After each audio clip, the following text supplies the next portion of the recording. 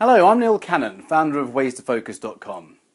If you are a newly fledged business owner or are thinking of starting your own business and you find that you procrastinate, then listen up for the next few minutes because I'm about to share with you a little secret, a little unknown secret to why we procrastinate and more importantly, how we can eliminate it forever.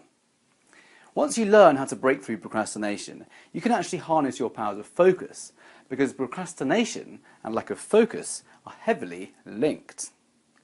Once you learn how to harness the powers of focus, you can actually increase your productivity by up to 500%. Yes, that's 5 times what it is right now, unless you're uber productive already, but you can at least double it. You're about to learn the secrets to focusing your entrepreneurial mind that most people have never heard of. You see, once you learn how to harness your powers of focus and break through procrastination, you can start to free up much more time to spend doing the things that you love with the people that you love and get much more out of life. You see, procrastination is what actually stands between most people and success. Procrastination is murdering your business, it's sabotaging your personal fulfillment, and it's really inhibiting your chances of financial freedom. So, what is procrastination?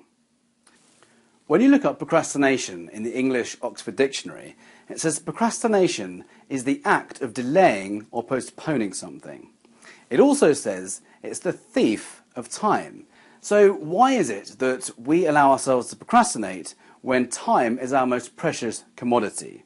We're only dealt with a finite amount of time, so why is it we allow ourselves to procrastinate? What do we procrastinate about, for a start? If you look at a scale of procrastination, I've actually coined this the scale of procrastination. If you hear someone else talking about the scale of procrastination, you'll know it's mine. So at the bottom end, we've got tasks that are kind of menial, they're dull, they're administrative type tasks that you'd really rather not do because they add no kind of value at kind of this stage in your life or this immediate future. However, at the other end of the scale, we have ideas that are kind of light bulb moments that we just think, this is brilliant, we could change our lives with, but we procrastinate about and we put off mañana until we get to a stage where we just forget about it, and then what happens, normally about a year or so later, someone else has an idea, similar idea, implement it, take action and make a success of it. On that point, what do you reckon it is that separates highly successful people from not so successful people? I'm trying to be PC about this. One of the major attributes of highly successful people is speed of implementation. I.e., they get an idea, they take action, they implement it, and it either works or it doesn't. If it doesn't work, they get feedback. Some people say that's a failure, but what they do is they get feedback, they develop it, or they go, right, can it, and try something else. The difference about this is highly successful people implement their ideas, whereas most people have ideas and then kind of kick tires and they procrastinate about it. If you think about it, every single one of us has ideas, but very few people act on them. It's not that these highly successful people have massive brains, which makes them this successful. It's because they take action on their ideas and they don't procrastinate. So, why do we procrastinate? Before I go on, I want to give you a bit of a background about me, because you're probably thinking, who is this guy? Why should I be listening to this guy talk? Why should I give up 7 or 8 minutes of my life watching him? So, until about a year and a half ago, I was at a stage in my life, I got to a kind of a tipping point, because I was going from job to job, from idea to idea to idea to idea, and I was never really sticking with one thing long enough to make a success of it. I was actually told at school that I had a shocking concentration span. I was told I had a concentration span of a goldfish. In fact, one teacher wrote in my school report that Neil was so laid back that he's almost horizontal. Now, I found that hilarious, but you can only guess who didn't. So I realised about a year and a half ago that I had a real tremendous problem with focus, and I realised I absolutely had to nail this problem or I'd never be successful. I'd actually had to kind of settle for mediocre, which for me wasn't good enough. So what did I start to do? I started to read up on it. I started to read around the subjects of productivity and focus and time management and organisation. I started to attend seminars and listen to audiobooks. And whilst it was pretty good and I got a few nuggets of information, none of it really enabled me to break through this problem I had with focus and procrastination. I was like still the procrastination king, as I used to call myself. I decided to start my own blog on the realisation that I was not alone in my struggle with focus. in fact hundreds of thousands of people all over the world are struggling with focus because we actually live in an age of hyper distraction, whether it's your phone calls or text messages or social media push notifications or coupon sites sending you push notifications, people interrupting you. And we also have endless opportunities now. The internet has just opened up a whole plethora of opportunity. Most people are suffering from overwhelm. A lot of people are anyway. Anyway, so I decided to start my own blog. I'm not going to tell you what it's called because you'll probably start Googling it and you'll get lost and you won't get lost. Your focus will be taken away from what we're doing right now. So what I decided to do was blog every day, and I was excerpting some of the best advice from highly qualified professionals all over the web. So psychologists and psychiatrists and doctors and highly successful business owners, people who had the credibility to really provide some great information I was talking about every day. You see, what this enabled me to do was stumble across something pretty revolutionary. It was like an absolute light bulb moment. What this was I discovered that there's a part of our brain that's actually feeds off distractions. It's actually the source of procrastination. What is this part of our brain? Well, it's our reptilian brain. This little head here is the reason why you struggle with focus and why you procrastinate. There it is. The end. Kidding. So why is this head here stopping you from focusing and encouraging you to procrastinate? Well, it's our survival brain. It's designed to keep us safe. It's designed to keep us in a safe place. You've probably heard of the comfort zone. It's designed to keep you in a comfort zone, which ironically for some really isn't that comfortable. You may be sitting there right now thinking, I'm really not that comfortable and I procrastinate all the time. Let's call it the zone of familiarity. Our survival brain that's designed to keep us safe wants to keep us in this zone of familiarity. So as soon as we start to do something that's remotely different, remotely outside of this zone of familiarity, it brings us straight back in. And the scary thing is, this is all on a subconscious level. Well, most of the time, it's on a subconscious level. You're not even aware of it. Our subconscious mind is actually so powerful and is actually in charge of most of the decisions that we make. And this survival brain here is the guy in charge. Unfortunately, this reptilian head here actually works against most people. I say against them in that it actually prevents most people from their real chances of true success. Most people end up settling, and it's actually why 2/3 of the Western world are dissatisfied with their working lives. I stumbled across this statistic about a year ago, and actually, quite frankly, found it pretty shocking and pretty sad. Given that we work 5 days out of 7, and for 48 weeks a year, that's a massive chunk of our lives, isn't it? Taken up by our working lives being dissatisfied. This is why it's so crucial to learn how to harness your powers of focus and break through procrastination by learning how to control this reptilian head here, rather than allow it to control you. So I promised you at the beginning of this video that I was going to share with you a method of how to break through procrastination, share with you a key secret. Part of the secret is understanding how this little reptilian head here is in control of most of the decisions we make. And we actually need to learn how to control this guy so we can be the captain of our ship rather than let this guy steer our lives. So how do we do that? Well, to do that, we need to understand a little bit about human motivation. Now, I learned this concept from a world-famous peak performance coach, name of whom I'm not going to give you right now because you'll end up Googling him and you'll get distracted from where we are right now, where he needs to be with me. So, what is this concept? So we human beings are motivated by two key driving forces, pain and pleasure. It's the need to avoid pain and the desire to gain pleasure. This can be broken down into fear and desire.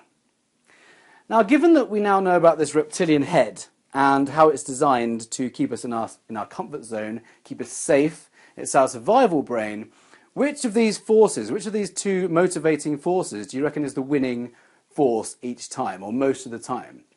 That's right, it's the need to avoid pain. So how do we get round this? Well, let's look at procrastination. The reason most people procrastinate is because knowingly or unknowingly, or consciously or subconsciously, we attach more pain to taking action than we do pleasure. Or we attach more pain to taking action than we do to not taking action. because the need to avoid pain is the overriding force that wins, we end up procrastinating. So how do we get around this?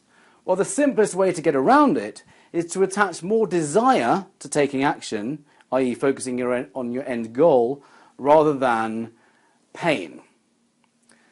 An easier way of doing this is to attach more pain to not taking action than to taking action. And again, we can focus on our end goal rather than all the obstacles that stand between you at this stage in time and your end goal. So in a nutshell, that's how to break through procrastination. And obviously there's a lot more to it. If you'd like to learn how to finally break through procrastination and to implement some of the concepts that we've been talking about, or that I've been talking about, I've got a training program specifically designed for you. It's called Procrastination to Profit. As the name suggests, it's about breaking through procrastination whilst at the same time harnessing your powers of focus so you can be more productive, which leads to more sales, which equals profit. I'm not going to talk about the entire outline of the course, but to give you an idea of how it works, here goes. It's an 8-part multimedia series, which means that each week you'll receive an email inviting you to log into the members area where you can watch the module of the week. You can either watch it, or you can listen to it, or you can download it. You can also read the presentation slides if you prefer that way. But at the end of each module, there's an exercise, so you can take action and implement each of the concepts straight away. To give you an idea of what we're going to cover, the first module is called Your Journey Planner, and it's about goal setting, visualization, and a new concept called inevitability thinking. Now you're probably thinking, goal setting, who cares? Everyone's heard about goal setting, schmoll setting, whatever. However, goal setting is a really, really effective way to take control of your life, to be in a proactive state rather than reactive where you kind of let life happen to you. By setting goals and meeting them, you start to move forward, and it's very effective. But it's not just goal setting. This concept called inevitability thinking is about how to set up conditions so the outcome of your goal is inevitable. It's genius. So this module actually implements what we talked about human motivation in this video, pain and pleasure, and how you can visualize your end goal and where you want to be, where you don't want to be. It's all very clever, even if I do say so myself. The next module is called Life Opium, and it's all about how exercise stimulates your mind. It's amazing how much exercise does to our brain, and we look into this kind of briefly scientifically, what actually happens in our brains with the chemicals, the endorphins, various protein chemicals that are kind of released. And it's very, very interesting because it actually induces creativity, it helps you solve problems, it makes you smarter, it just breaks through stress, it's the #1 method for emotional renewal. It's just, we can't really live without it, and this entire module looks into it and the best times to do it and the optimum time to do it for. We also look into brain food and nutrition, which is really, really interesting because our brains are affected so much by what we eat. Quite scary. Not many people know this. So our minds, how we think, how we can behave, you know, our energy, our mental energy is really affected by what we eat. For example, our brain cells, our neurons, feed on glucose, which is only found in carbohydrates. So if we starve ourselves of the right types of carbohydrates, we can actually find ourselves feeling really tired and lethargic and unable to concentrate or focus. That's just an example. This entire module looks into all the different types of foods we need to eat and consume and the ones to avoid to put ourselves into a peak state of performance. Now the next module is called Pandora's Box. It's all about creativity. Now this is one of my favourite because these days many people are led to believe that they're not creative, and this couldn't actually be farther from the truth. You see, each and every one of us was actually born creative. It's just that as we go through our childhood, through school and college and university, if we go to university and various workplaces we go to, we're slowly but surely educated out of our creativity. The good news is you can actually reignite your creativity, and that's what this module is all about. It's really interesting. It's one of my favourites. I think you'll love it. The next one is all about super efficient organisation. Now this isn't just about to-do lists, which don't really work, by the way. There's no kind of motive attached to to-do lists. It's just admin as far as most people are concerned. But it's not just about how to manage your time, like give yourself a timetable. It's really about how you can tune in with your body's natural flow. So you put yourself in a peak state. So you focus when your body wants to focus, and you relax when your body wants to relax. It's really clever. So that's just an idea of what we cover. You're probably wondering how much am I charging for this. So I've priced this at $97. For me, that's a no-brainer because the results you get are just 10 times, 100 times what that price is.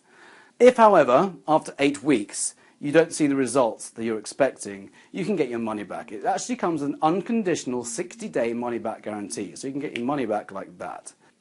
So I invite you now to invest in yourself, to break through procrastination, to harness your powers of focus, so you can put yourself into a proactive state rather than reactive, and just so you can start taking control of your life.